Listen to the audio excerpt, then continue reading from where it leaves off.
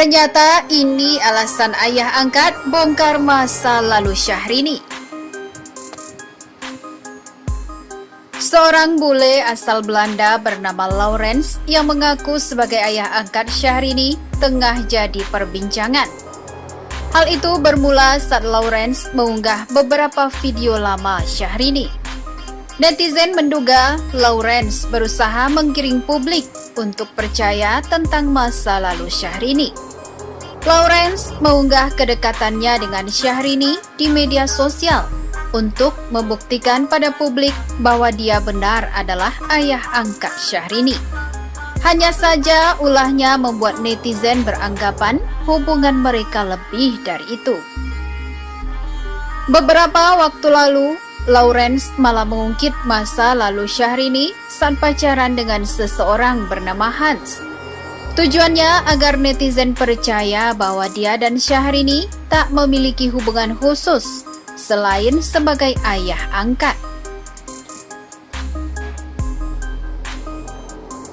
Sahabat Syahrini, Junita Lizar, kemudian turun tangan untuk menanggapi masalah ini melalui percakapannya via video conference dengan Laurens yang kemudian diunggahnya di Instagram pribadi.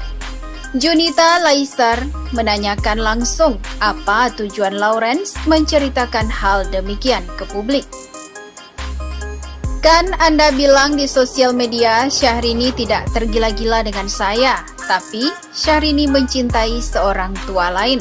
Seorang tua itu maksud Anda siapa? Tanya Junita dikutip dari Instagram. Laurens tidak menjawab to the point. Ia malah langsung mengatakan bahwa tujuannya bercerita ke publik adalah untuk membuktikan bahwa dia bukanlah sugar daddy seperti yang dikira publik. Saya ingin membuktikan saya tidak pernah berada dalam hubungan dengan Syahrini. Itu poinnya, jelas Laurens. Ya, tapi kamu membuat cerita bahwa Syahrini pernah memiliki hubungan dengan seorang yang usianya seperti kamu. Tapi temanmu tidak berusia 80 tahun. Temanmu itu setengah dari umurmu. Dia bukan pria tua.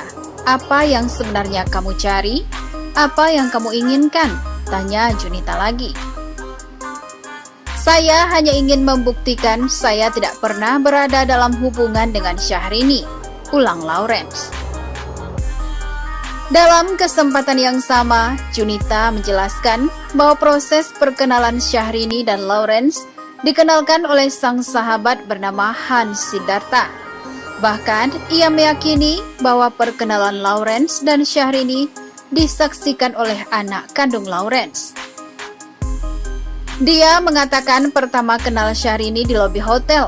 Faktanya, Laurens dikenalkan ke Syahrini oleh sahabat Laurens yang bernama Hans Siddhartha. Disaksikan anak kandungnya Laurens, menantu Laurens, dan 2 cucu Laurens, tulis Cuita di akun Instagram miliknya. Melansir Detik.com, Laurens dan mantan kekasih Syahrini, Hans, dikenal cukup dekat. Kalangan pertemanan Syahrini juga mengetahui kedekatan mereka. Hanya saja hubungan Syahrini dan Hans harus berakhir di tengah jalan. Bahkan Hans pun ditangkap polisi akibat narkoba. Semua berawal saat polisi menangkap tersangka SN di Jakarta Utara pada Jumat 21 Desember 2018 lalu. Dengan barang bukti sabu 5 gram. Dari SN, polisi menangkap tersangka FK. Kemudian mendapatkan nama tersangka HK. Hans sendiri dalam jaringan ini berperan sebagai perantara tersangka FK dengan HK. Hans ditangkap di Jakarta Pusat. Setelah menangkap Hans, polisi menangkap tersangka TP di kawasan Jakarta Barat. Pada saat penangkapan, Hans mengklaim dirinya sebagai mantan kekasih Syahrini. Hal ini diiyakan Kasubdit 2 Ditres Narkoba Polda Metro Jaya, AKBP Doni Alexander. Syahrini kemudian memilih menjauh dari Laurens. Namun belakangan ini, Laurens muncul karena mengaku kecewa akibat tak diundang ke pernikahan Syahrini. Namun, melihat perilaku ayahnya Lawrence, putrinya yang bernama Lauren mengatakan ia tidak menyangka ayahnya bisa sejahat itu.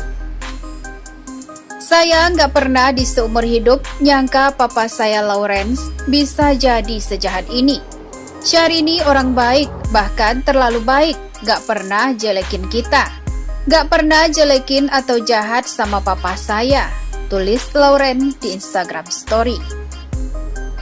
Lauren mengatakan ia yang mengenalkan Syahrini kepada sang ayah. Lauren juga sudah menganggap Syahrini seperti saudaranya sendiri. Ia meminta agar ayahnya berhenti mengganggu hidup Syahrini dan Reno Barak. Lauren mengaku kelakuan sang ayah membuat malu dirinya. Ia juga meminta maaf atas kelakuan Lauren. Kelakuan papa saya benar-benar memalukan saya. Dari hati saya yang tulus meminta maaf kepada Syahrini atas kelakuan papa saya, kata Lauren.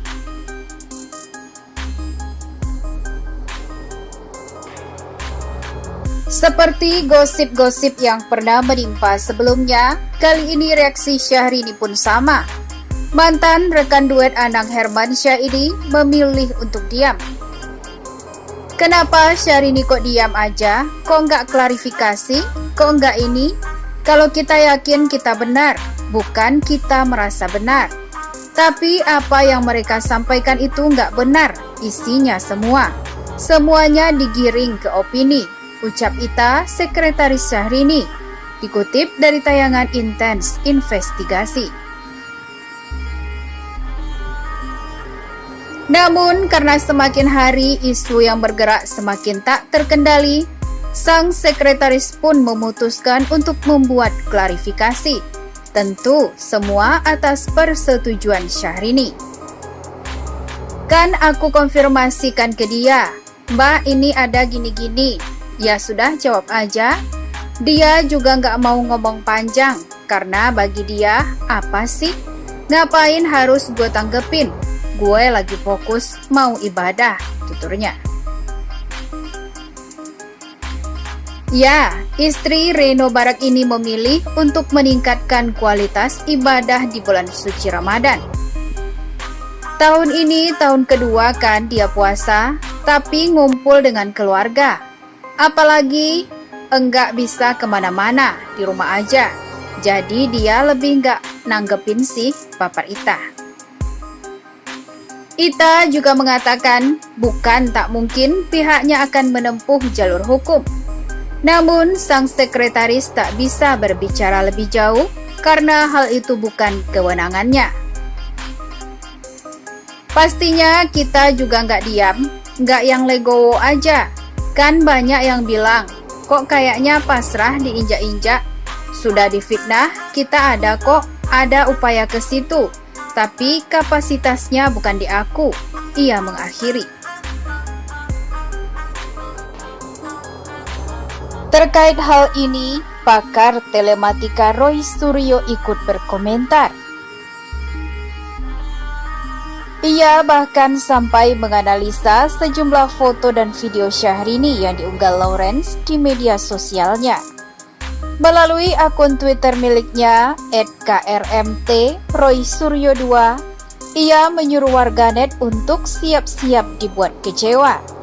Ia menjelaskan bahwa akhir dari kasus tersebut merupakan anti klimaks. Tweets intermezzo dikit, mumpung malam-malam, rame beredar di infotainment. Video, foto, detail print out antara Syahrini dan seseorang bernama Lawrence. Siap-siap kecewa saja deh, isinya cuman gitu-gitu doang.